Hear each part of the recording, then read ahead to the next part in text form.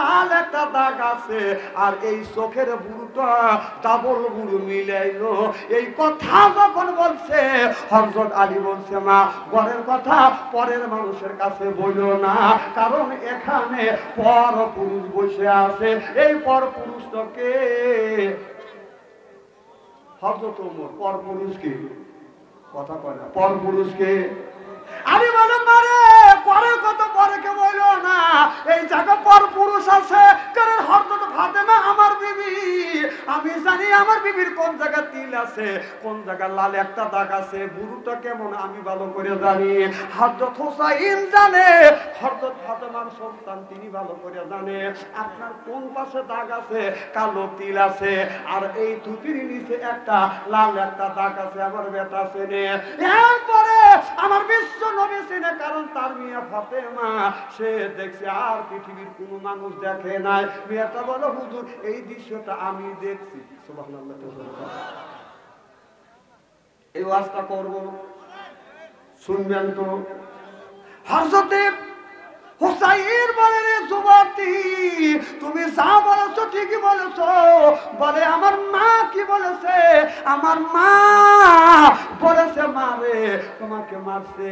আমি কথা দিলাম, আমার বিশ্ব নবী স্বপ্নের মধ্যে হাজির হয়ে গেছে, আমার বিশ্ব নবী কথা দিয়েছে। আমার নবী বললেন, ও যুবতী ইসলামের জন্য কোরআনের জন্য এত কষ্ট করলে, জেল খাটলে, চাবুকের আঘাত খাটলে, মা রিমান্ড খাইতেছো, আমি নবী কথা দিলাম এর বিনিময় আল্লাহ তোমাকে জান্নাত দিয়ে দিবে। মা এবার মেয়েটা দেখে বলি, ইয়া রাসূলুল্লাহ, ইয়া হাবিবাল্লাহ, আপনি এই কাজের বিনিময় আমি তো আল্লাহ আমাকে জান্নাত দিবে। মা ফাতেমা আমাকে কি দিবে? বলে মা তুমি কি চাও? বলে আমি কিছু চাই না, আপনার ছেলে হযরত হুসাইনের বিবি হতে চায়। এবার মা ফাতেমা কথা দিল, মা কথা দিলাম আল্লাহ যদি তোমাকে হায়াতে বাঁচা রাখে তুমি হযরত হুসাইনের স্ত্রী হইবে। চিল্লাইয়া বল মারহাবা। হযরত হুসাইন চোখের পানি ফেলে দিয়ে দেখান দেয়ার বলে, ও যুবতী এই স্বপ্নটা আমার মা আমারে দেখাইছে, আর আমার মা আমারে স্বপ্নের মধ্যে বলে গিয়েছে বাবা হুসাইন বাদশা কায়সারের নাতনি, ওই বাদশা কায়সারের নাতনি নাম হলো শহরবানো, ওই মেয়েটা যে ঘরের মধ্যে আছে, বাবা গো তুমি যদি বিয়ে করো ওই মেয়ে শহরবানোকে তুমি বিয়ে করবে। ও যুবতী মহিলা, আমার মা কথা দিছে, মার কাছে আমি কথা দিছি, আজকে আমি তোমাকে এই জেলখানা থেকে বউ বানাইয়া আমার বাড়িতে তোমাকে নিতে চাই। সিল্লা সিল্লা কর মারহাবা। নারে তাকবীর, এই আল কোরআনের আলো, নারে তাকবীর। মুসা আলাইহিস সালাম বলেন, আল্লাহ তুমি তোমার বান্দার কি পছন্দ করো? আল্লাহ দেখে বলে, বন্ধু মুসারে আমি পছন্দ করি আমার বান্দার গায়ের রক্ত। জোরে কম কি? বান্দার গায়ের রক্ত। সুবহানাল্লাহ। মুসা আলাইহিস সালাম বলে, আল্লাহ কতটুকু রক্ত যদি তোমার বান্দা তোমাকে দেয় তুমি খুশি হইবে? আল্লাহ বললে, বন্ধু মুসা রে, মুসা নামে একটা প্রাণী আছে,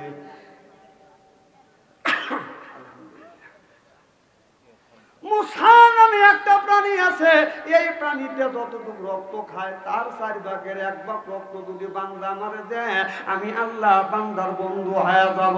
তাহলে মুসা নামে প্রাণী আছে, সেই মুসাই 1 ফোঁটা রক্ত খায়, তার 4 ভাগের 1 ভাগ রক্ত যদি দেওয়া যায় আল্লাহ তার বন্ধু হবে। তাহলে আমরা কি রক্ত দেওয়ার জন্য রাজি?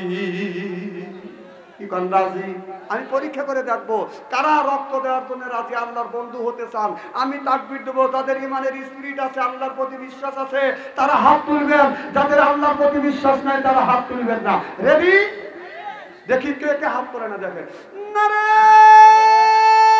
তাকবীর, 2 হাত টান টান করেন, 2 হাত টান টান করেন, দেখেন তো কে হাত তোলে নাই। হাত টান টান করেন, চক্ষু দুটো বন্ধ করেন। রাজি? রাজি? রাজি? হাত নামান। রাজ্জাক ভাই কি করেন? একটা চাকু আর প্লেট নিয়েছি, কারণ ওনারা তো রক্ত দিবে এসেছি। তবে আমি একা তো চাইতে পারবো না, আপনারা অনেক মানুষ, আমি একা, আপনাদেরই আসতে হবে। মুসা আলাইহিস সালাম বলে, আল্লাহ তোমার বান্দা যদি রক্ত দেয়, আল্লাহ রক্ত ক্ষয় অবস্থায় মারা যাবে, আল্লাহ তুমি স্যাক্রিফাইস করো। আল্লাহ বললেন, বন্ধু মুসা রে, আমি আল্লাহ স্যাক্রিফাইস করলাম, বান্দা রক্ত দেওয়া লাগবে না।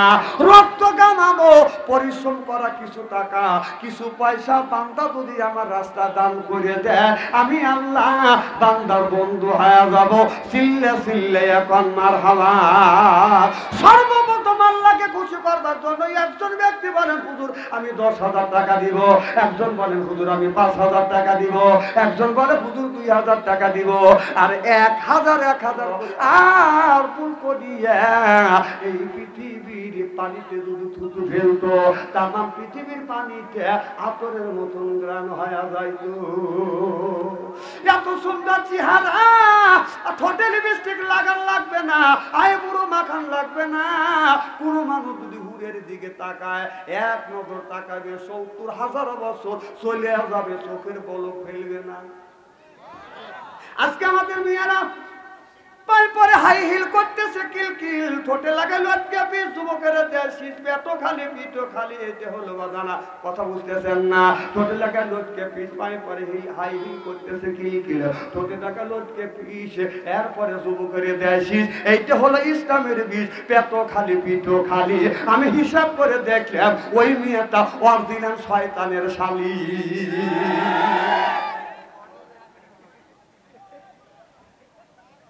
তা যদি না হয় এইভাবে কেন যাবে? কথা কন।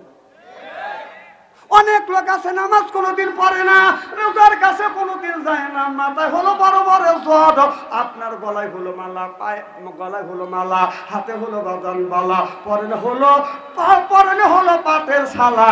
আমি হিসাব করে দেখলাম ওই লোকটা অরিজিনাল শয়তানের শালা। তাছাড়া কেন পড়বে ও পাটের শালা? আমার কথা হলো তুই নামাজ পড়, ওর নামাজ নাই, রোজা নাই, খালি কয় খাসার ভিতর অসেন পাখি ঢুকলো কিভাবে। হায় হায়, খাসার ভিতর অসেন পাখি ঢুকলো কিভাবে। মুর্শিদকে খাওয়াইলে সানা পাখি কি খাবে?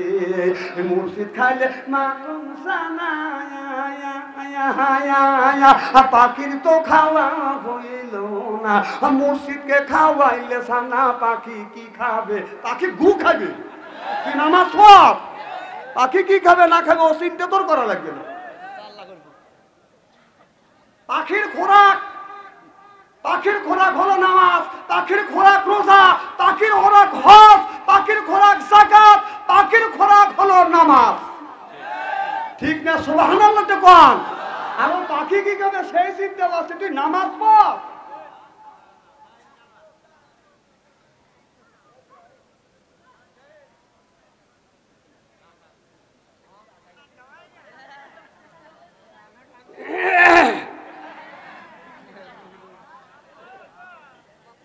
আমার ভাইয়ের, আমার মুসলমান ভাইয়ের, আল্লাহর হাবিবের উম্মতেরা ভালো করে লক্ষ্য করে শুনুন। ও বাজার, হযরত ওমর বড় বাজার, মদিনার বাজার, অর্ধ পৃথিবীর প্রেসিডেন্ট। সুবহানাল্লাহ বললেন না? রোম আর পারস্য নামে দুইটা রাষ্ট্র আছে। দুই রাষ্ট্রের মানুষেরা বাধার পরামর্শ করলো, হযরত ওমরকে যদি বাধা না দেওয়া যায়, এক সময় দেখা যাবে রোম পারস্যের মানুষ সব মুসলমান হয়ে যাবে। রোম আর পারস্য হযরত ওমরের দখলে বাজান চলে যাবে। ওরাই স্বীকার করতেছে। সুবহানাল্লাহ বললেন না? যেমন আমাদের দেশে এই পৃথিবীর পরাশক্তি হলো বাদান আমেরিকান। কথা বুঝতেছেন না? ওই রকম পরাশক্তি ছিল বাদান রোম আর পারস্য। এই রোম পারস্যের বাদশা বলল, এই ওমর একটা লম্বা জুব্বা গায়ে দেয়, ওমর লম্বা জুব্বা গায়ে দেয়, ধাক্কা দিলে শুয়ে পড়বে। আমেরিকার লোক মনে করেছিল মোল্লারা লম্বা জুব্বা গায়ে দেয়, ধাক্কা দিলে শুয়ে পড়বে। খায়া তো কোনোদিন দেখে নাকি। যখন খাইছে, যখন রুখে দাঁড়াইছে, যখন খাইছে, সোনার বাংলা থুয়ে আপনার মামুর বাড়ি যা পালাইছে। ভাবছেন যে লম্বা জুব্বা গায়ে দিছে এদের গায়ে শক্তি নাই, ধাক্কা দিলে শুয়ে পড়বে। না না, যে লম্বা জুব্বাওয়ালারা যে হাতে কোরআন পড়ে, কোরআন ধরে কোরআন পড়ে, সেই হাতের সাথে আল্লাহর রহমতি হাত যোগ থাকে। কেবল একটা ঠেলা দিছে, সহ্যই তো করে পারে না, ভালো করে তো বর দেই নেই।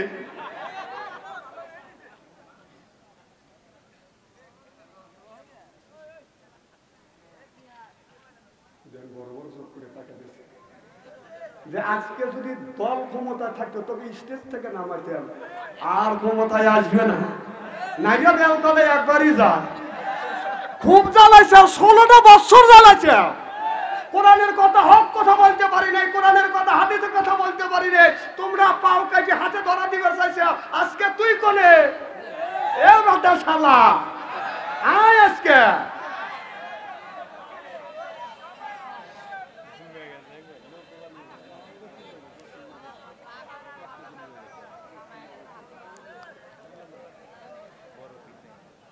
আমার ভাইয়ের আমার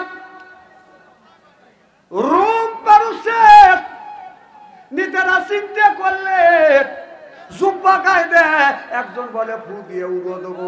কথা বুঝতেছেন না?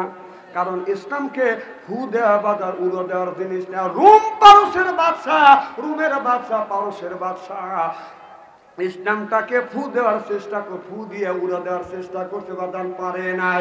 এরপরে 16টা বছর এই হাসিনা ইসলামটাকে ফু দিয়ে উড়ে চাইছে, বাদান উড়াইতে পারে নাই, নিজেই উড়িয়ে গেছে। নিজে কথাকে আমি বলতেছি নাকি? ইতিহাস কথা বলতেছে, ইতিহাস কয়।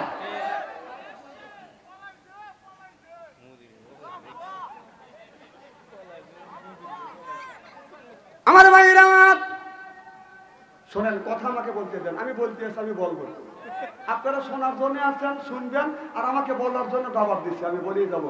আপনি যদি বলেন আপনাদের মাইন্ড করবে, আর আমি যদি আরো কিছু বলি মাইন্ড করবেন। কারণ সামনে হলো আল্লাহর কোরআন, কোরআন হাদিস আর ইতিহাস বর্তমান প্রেক্ষাপট মিলে কথা না বললে বাংলাদেশের মানুষ বোঝে না। কারণ যে যুবকের হাতে আছে বাদান তার ফোন, ভালো থাকে না তাদের মন, ওইতে হতে বাদান ওদের জমা। আপনার ঘরে বসে বাদান প্রেম করে, মা বাবাকে অখুশি করিয়া বাদান বিয়ে করে, ওই বিয়া টেকে না রে। এখন যুবকরা কয় ঠিক।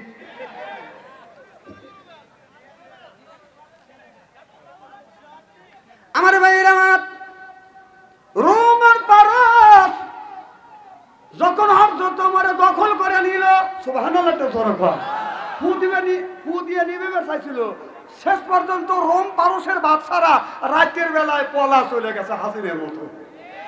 এই পলানে আজকের পলানে না, সেই 800 বছর আগে এই ঘটনা। রোম পারসের বাদশা রাতের বেলায় পালা গেছে। 800 বছর পরে আমাদের দেশে এই প্রধানমন্ত্রী যিনি জোর করে 16 বছর ছিল, সে রাত বেলা 1:30টার সময় পালা গেছে। কথাটা আমি কই না, ইতিহাস কয়। 800 বছর পরে এই ঘটনা ঘটল।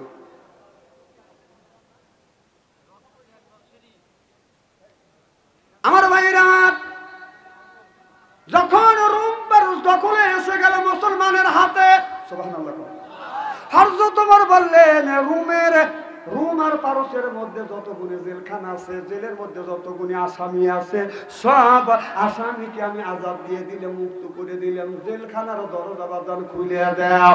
জেলখানার দরজা খুলে দিলেন, গেটটা খুলে দিলেন। প্রত্যেকটা আসামি যার যারা নিজ বাড়িতে বাজান চলে গেল। হযরত ওমর 7 দিন পরে হযরত ওমর ঘোষণা দিলেন, জেলখানার দরজা গুলি খুলে দিছে, যায় দেখো জেলের মধ্যে কোনো মানুষ আছে কিনা। রোম আর পারসের মধ্যে যতগুলো জেলখানা ছিল, সব জেলখানা বাদান তন্ন তন্ন করে খুঁজেছে, একটা মানুষ পায় না। কিন্তু রোমের শহরে একটা জেলখানা ছিল, ওই জেলের মধ্যে যা দেখে একজন যুবতী মহিলা বসিয়ে আল্লাহর ইবাদত আর গুণকীর্তন করতেছে। চিল্লাই এখন মারহাবা। যা বললেন কি গো মা, তুমি রোম ভারত দখলের পর আমাদের অর্থ পৃথিবীর প্রেসিডেন্ট হযরত ওমর জেলখানার দরজা খুলে দিয়েছে, সব কয়েদিকে মাফ করে দিয়েছে, আজাদ করে দিয়েছে, সব আসামি যার যারা নিজ বাড়িতে চলে গেছে। তুমি কেন যাও না? না রে, জেলখানার থেকে তুমি বের হও। এবার মেয়েটা বলতেছে আমি আপনার সাথে কোনো কথা বলবো না, এই অর্ধ পৃথিবীর প্রেসিডেন্ট হযরত ওমর যদি আছে তবে আমি জেলখানার থেকে বের হব, নইলে জেলখানার থেকে আমি বের হব না। চিল্লে এখন মারহাবা। সবাই বাড়ি চাইতে পারে, আমি যাব না যতক্ষণ পর্যন্ত অর্ধ পৃথিবীর প্রেসিডেন্ট ওমর না আসবে। যারা পরীক্ষা করবার জন্য গেছিল তারা তো হযরত ওমরকে বললো হুজুর কোন জেলখানায় একজন কয়েদি পাই নাই, মানুষ পাই নাই, কিন্তু শহরের মধ্যে রুমের শহরের ভিতরে একটা জেলখানা আছে, একজন যুবতী মহিলা বসে আছে। আমি বললাম মা বের হয়ে যাও। বললো যে ওমর যতক্ষণ না আসবে এতক্ষণ আমি বের হব না। সুবহানাল্লাহ। হযরত ওমর নিজেই জেলখানার গেটের সামনে হাজির হয়ে গেল। হযরত ওমর কবর দেওয়া হবে, কবরের মধ্যে আপনার আগুনের বিষাক্ত সাপ দেওয়া হবে। এই সাপটা ফজর নামাজ কাজা করার কারণে সাতটা ফজর থেকে জোহর পর্যন্ত কামড়াবে। জোহর নামাজ কাজা করার কারণে সাতটা জোহর থেকে আসর পর্যন্ত কামড়াবে। আসর নামাজ কাজা করার কারণে সাতটা আসর থেকে মাগরিব পর্যন্ত কামড়াবে। কবি বলে কোনখানে ঘুরিয়া বেড়াও হীরার পাহাড় চড়ে বেড়াই এই জগতে বিরার জানোয়ার, এক এক কামড়ের জ্বালায় হাজার বছর দায়, এমনি করে কামড়াইবে লাখো লাখো বার। এ যুবক ভাইরা, নামাজ যারা পড়বে না তাদের কবরের মধ্যে আগুনের বিষাক্ত সাপ দিবে। এই সাপটা একটা বার যখন কামড় দিবে, একটা কামড়ের যন্ত্রণায় এক নয় দুই নয় 1000 বছর দ্বারা যন্ত্রণা করিবে। তাহলে নামাজের দরকার আছে না? যারা নামাজ পড়ে না ওরা শয়তানের নানা। এবার আসুক কবরে আল্লাহ মজা দেখাইবে, যারা বেনামাজি ওরা পাজির পাজি। এবার আসুক কবরে আল্লাহ মজা দেখাইবে। আমি দেখেছি মসজিদে যখন অনেক মুসল্লি যখন অব্দ হয়, নামাজ পড়ে অনেক মানুষ মসজিদের পাশ দিয়ে যায়, বাজার নামাজের কথা চিন্তা করে না, গান গাইতে গাইতে যায়। একদিন দেখি একজন বুড়ো মানুষ মসজিদের পশ্চিম পাশে আপনার একটা গাছ আছে, ওই জায়গা বসে গান গাচ্ছে। স্বামী নামাজ যা সঙ্গের সাথী এই হরিবে গোরের বাতি রে, আখেরাতে পাবে মুক্তি। কথা বুঝতেছেন না? উনি বলতেছে এই যে স্বামী আমার যেমন তেমন দেওরা আমার মনের মতো। আমি এই গানটা নামাজের থেকে শুনলাম, শুনে আস্তে আস্তে এখন যে এই নামাজ এই গানটা গায় কেটা নামাজের সময়, যা দিয়ে যে 70 থেকে 80 বছর বয়সে একজন বুড়ো মানুষ গান গাইছে। ওনার উপরে কি রাগারাগি করা দেবে? কতক্ষণ রাগারাগি করা দেবে? আজকে আমি লীগের যদি কর্মী হইতাম তাহলে রাগারাগি করতাম, কারণ ওদের অন্যায় নাই, অন্যায় নাই। কারণ আমি তো মুসলমান, কারণ ইসলামকে ভালোবাসি, আমরা ইসলামী দলকে ভালোবাসি, রাসূল যে দল করেছে সেই দলটাইকে ভালোবাসি, আল্লাহ যে দল নাযিল করেছে সেই দলকেই আমরা ভালোবাসি।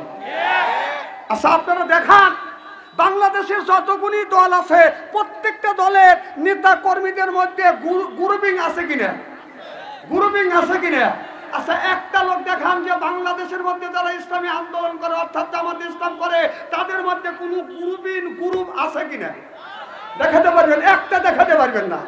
কারণ তারা রাজনীতি করে আপনার স্বার্থ সিদ্ধির জন্য না, তারা রাজনীতি করে জান্নাতের আশায়, আল্লাহর দিন প্রতিষ্ঠিত করবার জন্য। এই জন্য ওদের মধ্যে কোনো গ্রুপিং নেই। দেখান একটা গ্রুপ দেখান। যারা ইসলামী আন্দোলন করে বাবার টাকা দিয়ে, পকেটের টাকা দিয়ে রাজনীতি করে, খাওয়ার লোভে ওরা রাজনীতি করে না। এই 16 বছরকে থাকতে পারত। বাংলাদেশের মধ্যে জাতীয় একটা বেঈমান ছিল, সেই জাতীয় পার্টি। এই জাতীয় পার্টি আমি নাম রাখছি জাতীয় বেঈমান। এই বেঈমানকে সমর্থন করছে, এই জন্য 15 বছর দেশ চালাইছে, আলেমুল আমাকে ধরে ধরে জেলের মধ্যে ঢুকাইছে, এমনকি ফাঁসির কাছে তুলাইছে। আল্লাহ রাসূল বলেছে আল উলামা ওয়ারাসাতুল আমবিয়া, দিয়া আমি নবী দুনিয়ার থেকে বিদায় হয়ে গেলাম, আমি নবী দুনিয়ার থেকে বিদায় হয়ে গেলাম। এই হক্কানি আলেমেরা আমার হলো রুহানি সন্তান। সুবহানাল্লাহ, জোরে কর।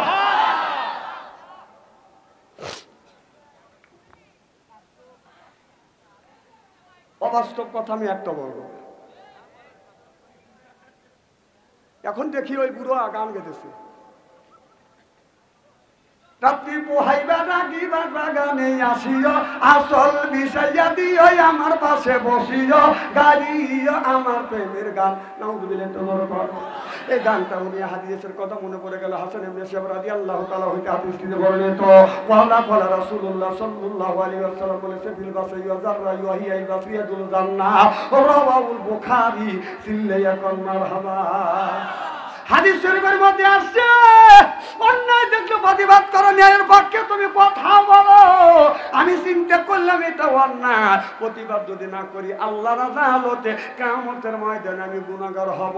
আমি যাইয়া ওনার সাথে টাকাটাকি করলাম না, মারামারি করলাম না, ঠান্ডা মাথায় কাছে যায় সালাম দিলাম, আসসালামু আলাইকুম। চাচা উত্তর নিয়ে আমি বললাম, চাচা এত সুন্দর গান জানে। চাচা কয়, বাতি যে আরো ভালো গান জানে।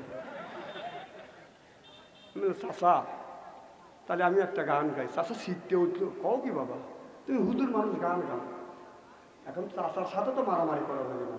প্রেম আর ভালোবাসা, আদর আর মহব্বত দিয়ে মানুষের মন যত জয় করা যায়, জোর করে ভোট নিয়ে আপনার আলেম ওলামাদেরকে জেলের মধ্যে ঢুকাইয়া ফাঁসের কাছে ঝুলাইয়া মানুষের মন জয় করা যায়। তার দৃষ্টান্ত, তার প্রমাণ হলো আমিলের সরকার। মাইরিয়া গাড়িয়া মাইরিয়া কাটিয়া মানুষকে মাইরিয়া কাটিয়া জেলের মধ্যে ঢুকাইয়া এই দেশে ক্ষমতায় থাকার চেষ্টা করেছিল, কিন্তু তাদের ভিতরে ভালোবাসা ছিল না, এজন্য বেশি দিন থাকতে পারে। প্রমাণ, লগত প্রমাণ। এটা একটা দৃষ্টান্ত হয়ে গেছে। এমন একটা কাজ করছে 800 বছরের মধ্যে এই ধরনের কাজ করে নাই। সব দেখেন না, কতগুলি গরু আছে, বাছুর যদি থাকে যায়, গাবি দৌড়ে বাছুরের কাছে যায়। কথা কোন, নিজের জীবন বাজি রেখা বাছুরের কাছে যাবে। আর এইটা করলো কি, বাছুর রেখে গাই পালাইছে। কথা কয় না, না তোর দলের মানুষ দেখে কোন বিবেকে কোন জ্ঞানে তুই চলে গেলি? যাবি তাদের দিকে সতর্ক কর, আমি পালাচ্ছি, তোরাও পালা। এমন বিপদে ভালো হয়ে গেছে তাদেরকে।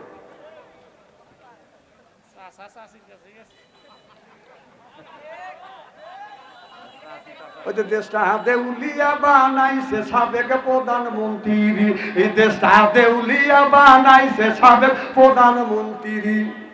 সোনার দেশটা শ্মশান করলো, সোনার দেশটা শ্মশান করলো, লুইটা পুইটা খাইয়া রে প্রধানমন্ত্রী।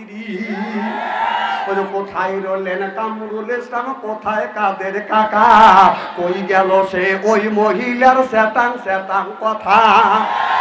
কোথায় রলেন কামরুল ইসলাম, কোথায় কাদের কাকা, কই গেল সে ওই মহিলার সেতাং সেতাং কথা। দলের মানুষকে বাসাইয়া, দলের মানুষকে বাসাইয়া দিল্লি করলে বাসারে প্রধানমন্ত্রী। 41 সাল পর্যন্ত ক্ষমতায় থাকিবে, 41 সাল পর্যন্ত ক্ষমতায় থাকিবে, নমরুদের মতো দেশটা শাসন করিলেন। ওই ছাত্রদের রক্ত দিয়ে কেমন খেলা খেললে রে প্রধানমন্ত্রী। ফেসবুকে মাঝে মধ্যে স্ট্যাটাস লাগে, আমি কয়েকদিন পরে ঢুকবো, আমি কই তুই এখন ঢোক, মানে 71 পরে তো মার খাও নাই, খালি দিয়েই গেছা। তোমার পুলিশ বাবাকে নিয়ে তুমি ক্ষমতায় ছিলে, এখন তোমার পুলিশ বাবা নাই, এখন তোমাকে কে বাঁচাইবে? তুমি আসো, খেলা করবে, চাও আসো, খেলা হবে। খেলার জন্য বাংলাদেশের মানুষ রেডি।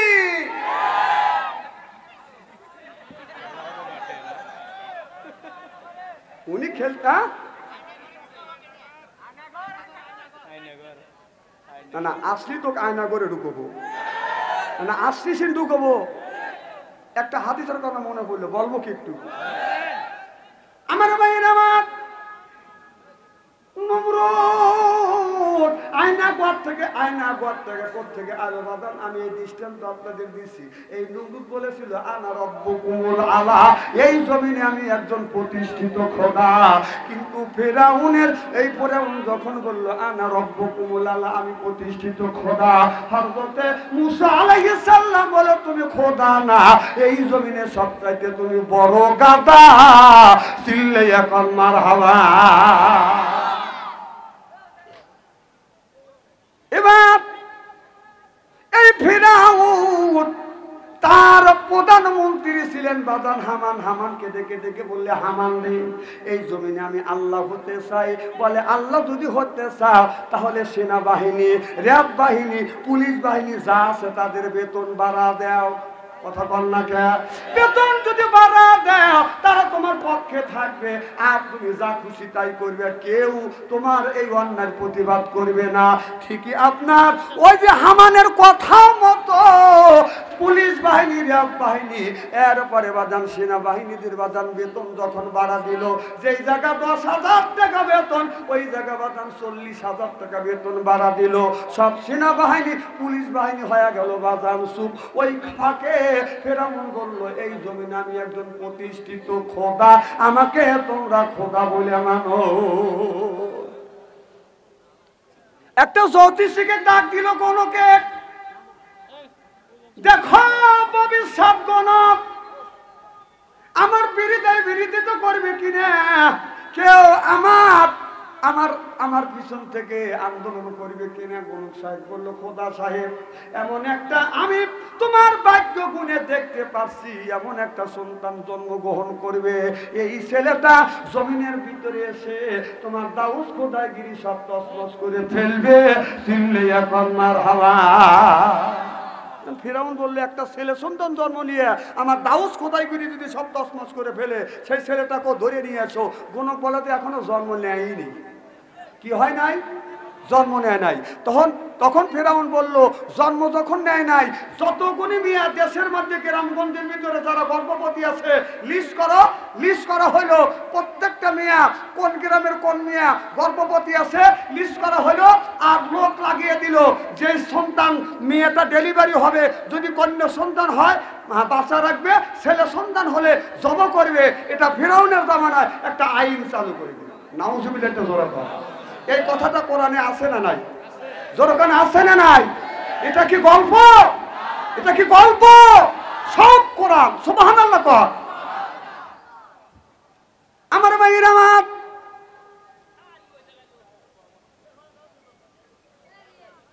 ওরা টাচ মোবাইল নিয়ে ঘুরতেছে, ওরা ডিস্টার্ব করবে না, করবে কারা?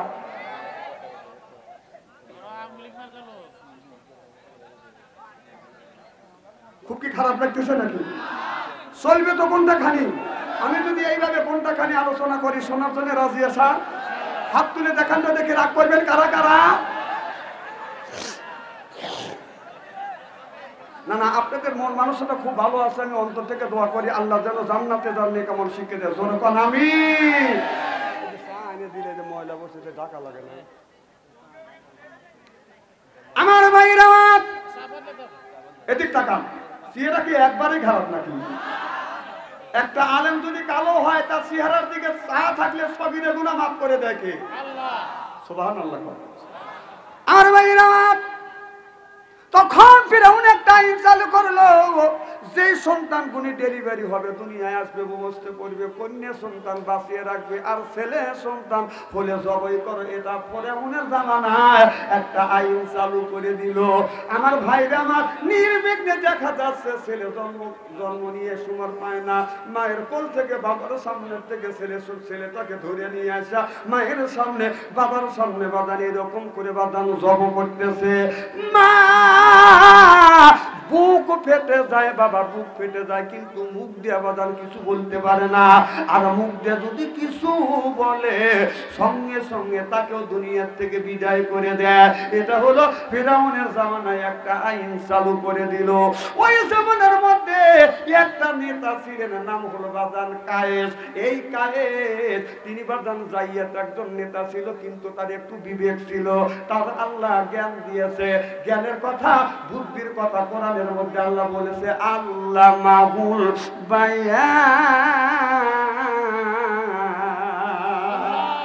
বান শব্দের অর্থ জ্ঞান, বান শব্দের অর্থ বুদ্ধি, বান শব্দের অর্থ চেতনা, বান শব্দের অর্থ হলো মেঘা, বান শব্দের অর্থ হলো ভাষা। সুবহানাল্লাহ। এই কায়েস নামে নেতা বললেন, ও নেতা সাহেব, আপনাকে আমি খোদাই বলে মানিনি, আপনি খোদা না, খোদা একজন আছে। সুবহানাল্লাহ। তবে আপনি যে কাজটা করতেছেন এই কাজটা হলো অন্যায়, এ কাজ করা যাবে না। মার কোল থেকে, বাবার সামনের থেকে শিশু বাচ্চা জন্মগ্রহণ করার সাথে সাথে তুমি ধরিয়া জব করতেছো, দুনিয়ার থেকে বিদায় করে দিছো, এটা মানা যায় না, এই আইনটা আমরা মানি না। এই কথা বলিয়া কায়েস নামে নেতাটা বাজার বাড়িতে চলে গেলেন। এবার ফেরাউন তার কিছু লোকজন নিয়ে একটা বুদ্ধি করলো, পরামর্শ করলো, এই কায়েস কেউ যদি প্রতিবাদ না করা যায়, কায়েস কিন্তু আন্দোলন তৈরি করে ফেলবে। অতএব কি করা যায়? রাতের বেলায় পুলিশ হইয়া, পুলিশের ব্যাস ধরিয়া, পুলিশ যায় তাকে ধরিয়া নিয়ে আসিয়া গুম করবে, গুম করে ফেলবে তাকে। বাজার রাতের বেলা এই প্ল্যান অনুযায়ী এই কায়েস নামে নেতাকে দরজার পাশে যাইয়া নক করছে। কয় কে? কয় আমরা ফেরাউনের লোক। দরজা খোলো। দরজা খুলছে, টাকা দেখে পুলিশের পোশাক করে আসছে। চলো যাই, তুমি অন্যায় করছো, তোমার নামে কেস। অন্যায় করিয়া ধরিয়া নিয়ে গেলে, অন্যের কথা বলে ধরিয়া নিয়ে যায় তাকে এমন একটা বিল্ডিং এর ভিতরে, এমন একটা ঘরের মধ্যে বাজান আটকা রাখলেন। তার মা বাবা আত্মস্বজনেরা বেটা বিটিরা খোঁজে, বাজান পায় না।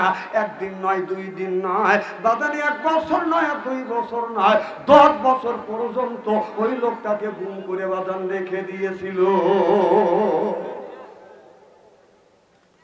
10 বছর কায়েস নামে নেতাকে একটা বিল্ডিং এর মধ্যে গুম করে রাখছিল।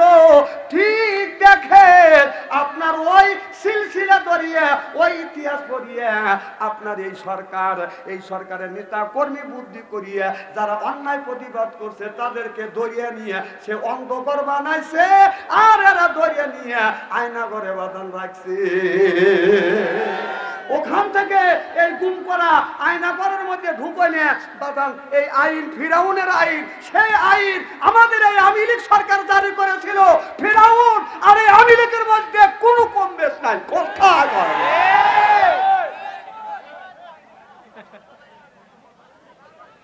আমার কথা কি বোঝা যাচ্ছে? আরে ইতিহাস তখন লেখা হয় না, এখন ইতিহাস লেখা হবে। ফিরাউনের ইতিহাস তখন লেখে না, ফিরাউন যখন বিজয় হয়ে গেল তারপরে এই সমস্ত ইতিহাস লেখা হয়েছে।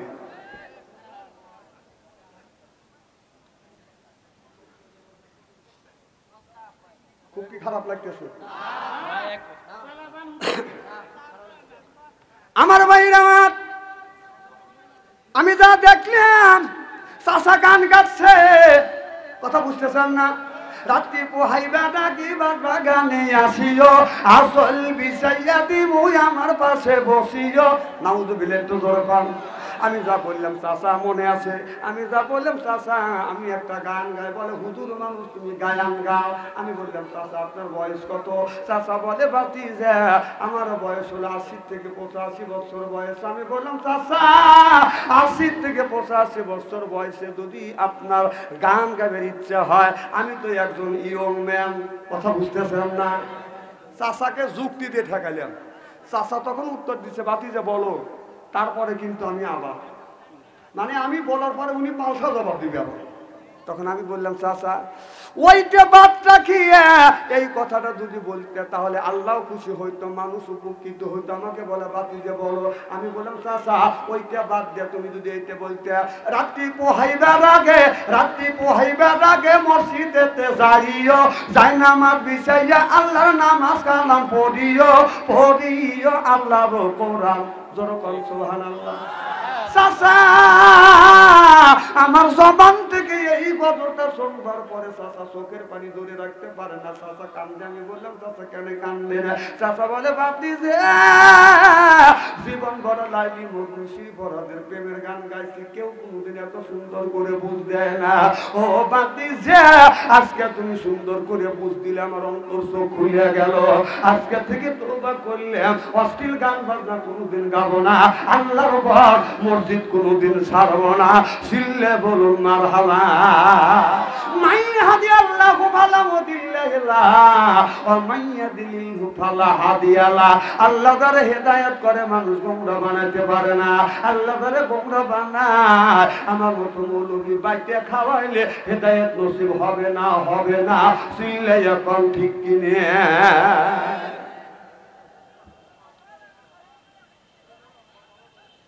আমার ভাইরা ভালো করে লক্ষ্য করে শুনুন। ও বাজার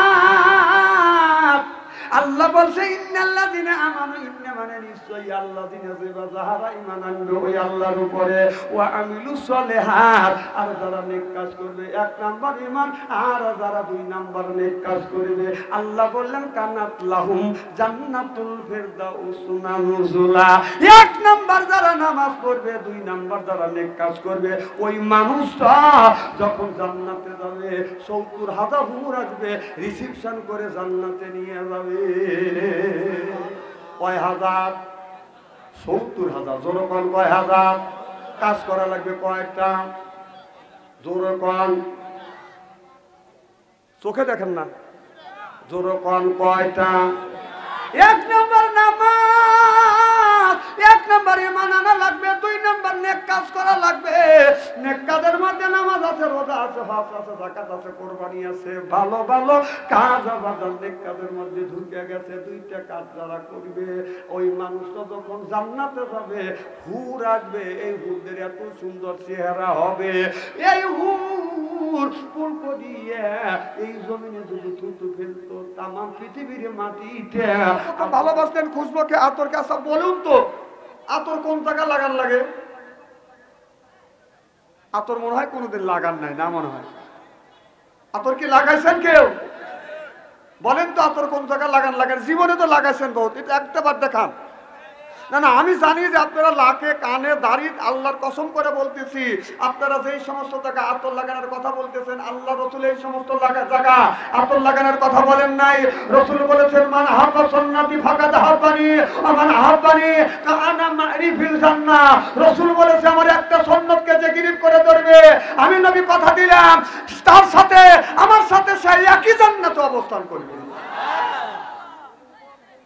তাহলে আমরা মুসলমান, মুসলমানের বাচ্চা, দাদা মুসলমান, বাবা মুসলমান, মুসলমান ঘরে জন্ম নিছি, কিন্তু আতর কোন জায়গা লাগান লাগে এই খবর কিন্তু আমরা জানি না। অথচ নামে আমরা মুসলমান, কাজের বেলায় নাই। আমরা মানুষ মনে করে যে মুসলমানের ঘরে জন্ম নিলেই মুসলমান হওয়া যায়। আবার কেউ ভাবে যে গরুর গোশত খালি সে মুসলমান। এখন আবার পোক্ত মুসলমান গরুর খুর সহ খায়। কথা কন, কোরবানি ঈদের দিন কোনো বাড়ির পাশ দিয়ে যাওয়া যায় না, মাঝে মধ্যে খালি ফাটাস ফাটাস আওয়াজ। আমি চিন্তা করলাম বাবা কিসের আওয়াজ পাওয়া যায়? হুজুর গরুর খুর বাইরে ফেরাচ্ছে। আমি খাওয়া না, না খুর খাওয়া জানি, কোন কায়দায় খুর খাইতে হবে সেটা জানি, কিন্তু আতর লাগান লাগবে রসুলের সুন্নত তরিকায় কোন কায়দা সেটা কিন্তু আমরা জানি না।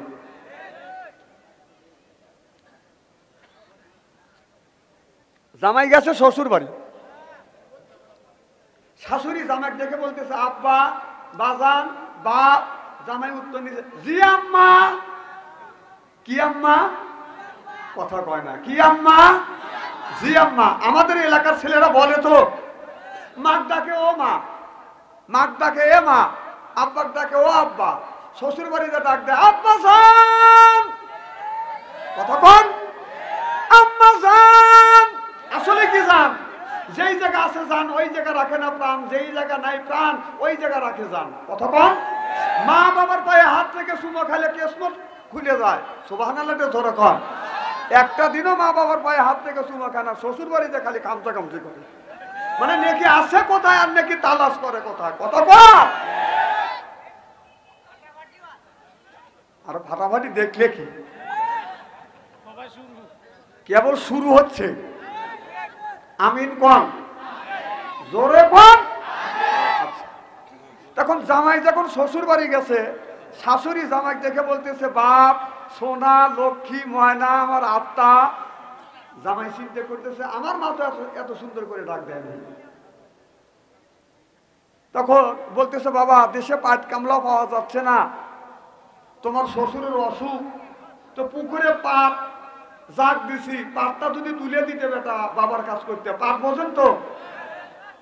জামাই আব্বা ডাক শুনে কাঁসা দিয়ে লম্ফ দিয়ে পুকুরে নেমে খালি পচা পাট ডুব করে বেড়ে তুলে দিচ্ছে। শাশুড়ি মনে মনে চিন্তা করতেছে, বলতেছে এক পামেই কাজ হয়ে গেছে। কারণ বাংলাদেশের যুবকদের খালি একটু পাম দরকার, পাম দেবে তো মা বাবার সাথে কোনো সম্পর্ক রাখবে না, শ্বশুর শাশুড়ির জন্য জীবন পর্যন্ত দিয়ে দেবে। তখন ডুব পরে পরে আতর যখন পাট তুলছে, শাশুড়ি চিন্তা করছে পাই পোষা যদি বাজারে যায় গা দিয়ে তো গন্ধ বের হওয়া যাবে। এ বাবা চেঁচাচেঁচি করো কেন?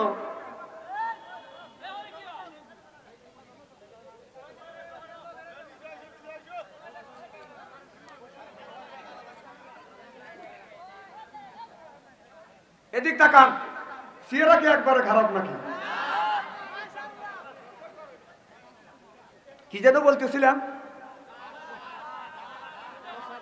ও, পাট তুললে গা দিয়ে গন্ধ বের হয় না।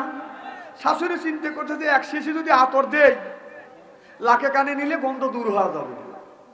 এক শিশি আতর দিছে, জামাই করছে কি আতরের শিশির মুখ খুলে হাতের তালিয়ে দেয়লে যেখানে লাগান যায় সেখানেও লাগাছে, আর যেখানে লাগান যায় না সেখানে লাগাছে। কথা বলবে না রে।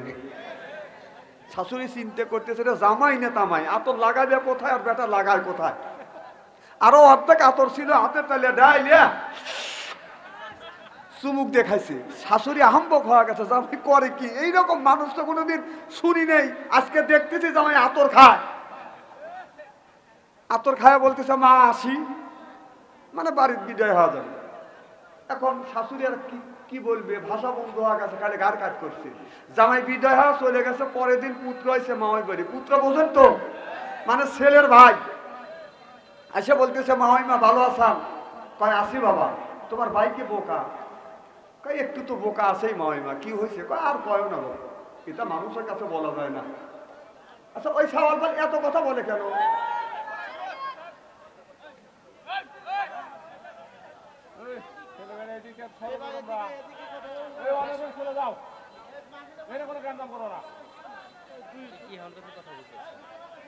না না, এটা আওয়ামী লীগের মঞ্চ হলে সে একটা মানা দেওয়া যেত, এটা কোরআনের মঞ্চ। মানে এইসব সওয়াল পাল ট্রেনিং পাওয়া গেছে। মানে আমাদের দেশের ছেলেরা, যে ছেলের বয়স 20 বছর অথবা 25 বছর, এই সমস্ত ছেলেদের যদি বলা যায় বলো তো বাংলাদেশের ইলেকশন কেমন, একজনের মাইরিয়া তারা জোর করে ভোট নেওয়া, ওরা জানে এইটাই আসলে সুস্থ ভোট আছে, ওরা তা জানে না। 16টা বছর এই ছেলেদেরকে খালি সন্ত্রাসী আর চাঁদাবাজি জোর করে ভোট নেওয়া শিখেছে। কথা কর তো ওরা চাঁদাবাজি করবে না, করবে কারা? কারণ এটা তো শিখকে দিচ্ছে 16টা বছর। আমার কথার মাপ বোঝেন কি না বোঝেন আল্লাহ ভালো জানে। কি জানি বলতেছিলাম? ও পুত্র বলতেছে বাবা তোমার ভাই বোকা। কয় একটু বোকা আছে মাই না। কি হয়েছে? কয় আর কয় না বাবু, এইটা মানুষের কাছে বলা যায় না। এক শিশি আতর দিলে আতরের শিশির মুখ খুলে যেখানে লাগান যা সেখানেও লাগাইছে, আর যেখানে লাগান যায় না সেখানেও লাগাইছে। আরো অর্ধেক আতর ছিল হাতে তেলে ডাইলে চুমুক দেখাইছে। কয় মাই মা ও ডবল বোকা, ওর সাথে পড়তাই পড়ে না, আতর খাই মুড়ি দিয়ে ও সুদেই গেছে নাকি। আমাদের অবস্থা হচ্ছে এইরকম। আমরা মুসলমানের ঘরে জন্ম নিছি, কিন্তু আতর লাগান লাগে কোথায় সে খবর আমরা জানি না। আমার ভাইরা, আল্লাহ নবী 1 নম্বরে ভালোবাসলেন খুশবুকে, 2 নম্বর নাজাতে, 3 নম্বর রোজার নামাজ। কি সুবহানাল্লাহ কোন? আল্লাহ নবী একদিন মসজিদের বারান্দায় মন খারাপ করে বসে আছে।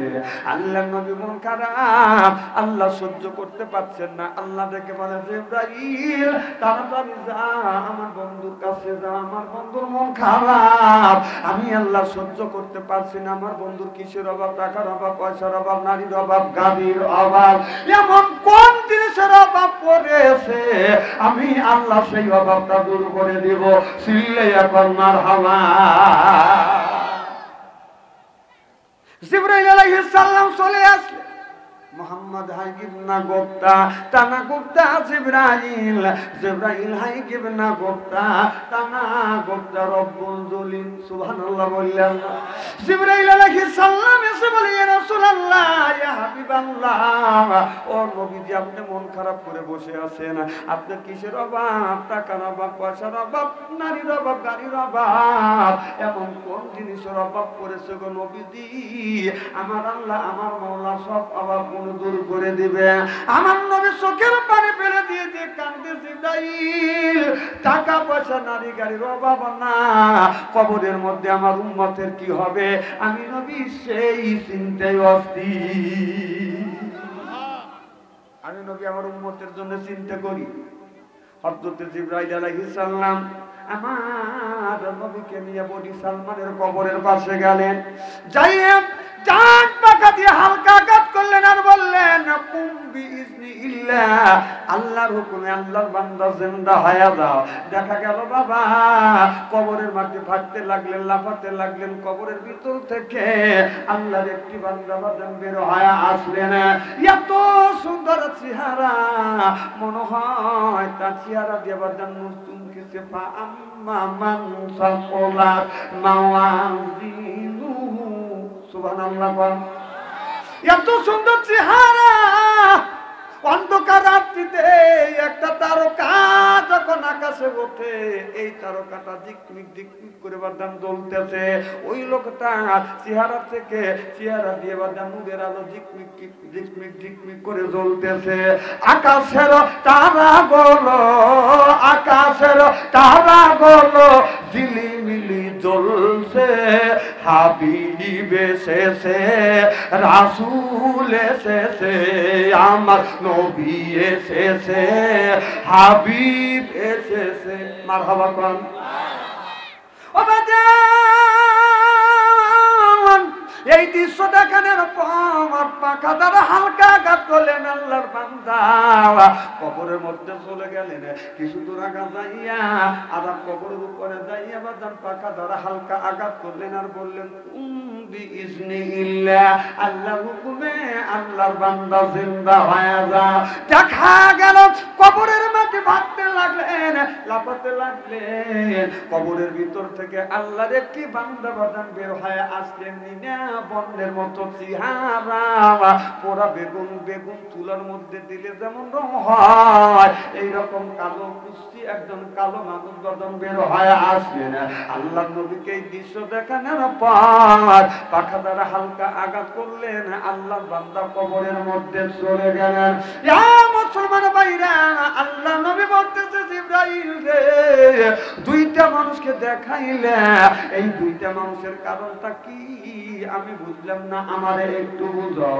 জিবরাইল আলাইহিস সালাম বলে, ইয়া রাসূলুল্লাহ, ইয়া হাবিবাল্লাহ, প্রথম নম্বরে যেই মানুষটাকে দেখানো হলো, এই মানুষটা কোনোদিন নামাজ ছাড়ে নাই, রোজা ছাড়ে নাই, হজ ছাড়ে নাই, যাকাত ছাড়ে নাই, ধর্ম নিরপেক্ষ মতবাদকে কিনে করেছে, আল্লাহর বিধি বিধান মেনে চলেছে, বিদায় আল্লাহ তার কবরটা ফুলের বাগান বানাইছে।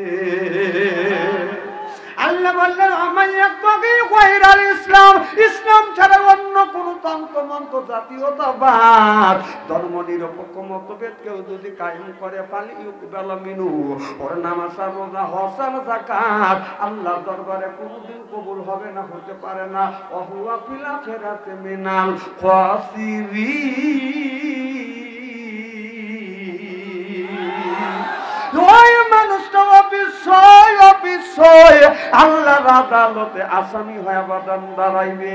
এবার আমার নবীকে বললেন, নবী গো, দুই নম্বরে যেই মানুষটাকে দেখানো হলো, এই মানুষটা আমার জীবনে নামাজ পড়ে নাই, রোজা রাখে নাই, হজ করে নাই, যাকাত দেয় না, বরং যেই জায়গা কোরআনের কথা হইছে ওই জায়গা হত্য গন্ডগোল তৈরি করছে।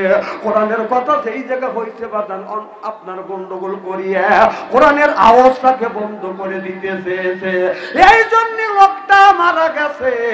আল্লাহ ওর কবরটা, কবরের ভিতরে আগুন জ্বলা দিয়েছেন। মৌত কাউসেন কুল্লু নাফসিন সাদিবু, মৌত কাউসেন কুল্লু নাফসিন সাদিবু, আর কবর বাইতেন কুল্লু নাফসিন দাখিল।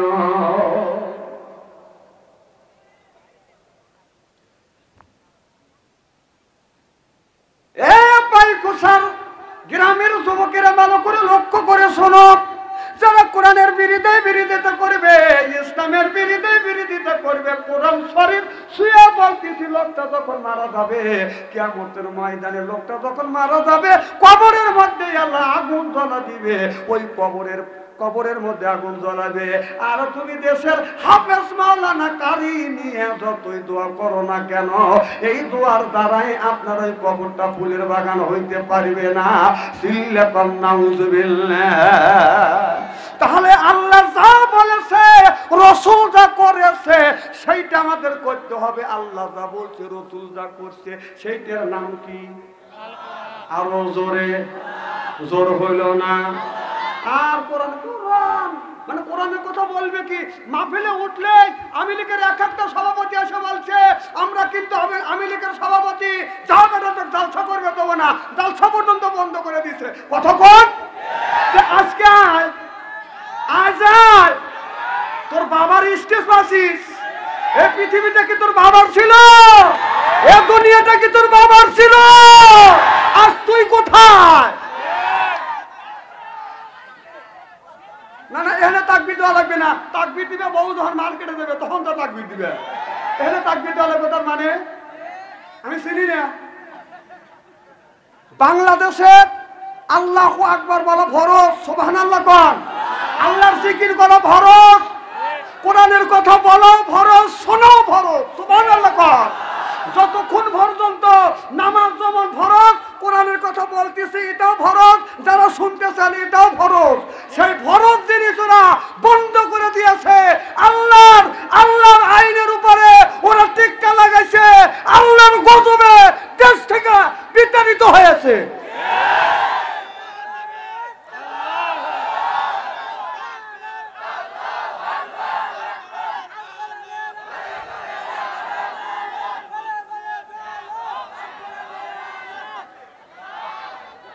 এখন আওয়ামী লীগের আর বাংলাদেশ না, এখন হলো কোরআনের বাংলাদেশ, এখন চার কলমার বাংলাদেশ। আমি সারা বাংলাদেশে এবছর যতগুলি মাহফিল করেছি, যতগুলি জায়গা আমি সফর করেছি, সামনে দেখবেন কলেমার পতাকা উড়বে, কলেমার পতাকা উড়বে ইনশাআল্লাহ। ওয়েট করেন, ধৈর্য ধরেন, ধৈর্য ধরছেন, আর একটু ধৈর্য ধরেন।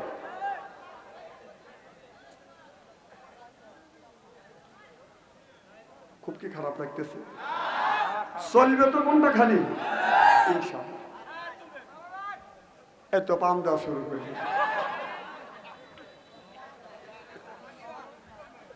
আমার ভাইরা, ভালো করে লক্ষ্য করে শোনার মুসলমান ভাইরা, আল্লাহর হাবিবের প্রিয় উম্মতেরা ভালো করে লক্ষ্য করে শোনা। হাদিস শরীফের মধ্যে আছে, আল্লাহ নবী বলেছে, যারা নামাজ কাজা করবে, যারা নামাজ পড়বে না,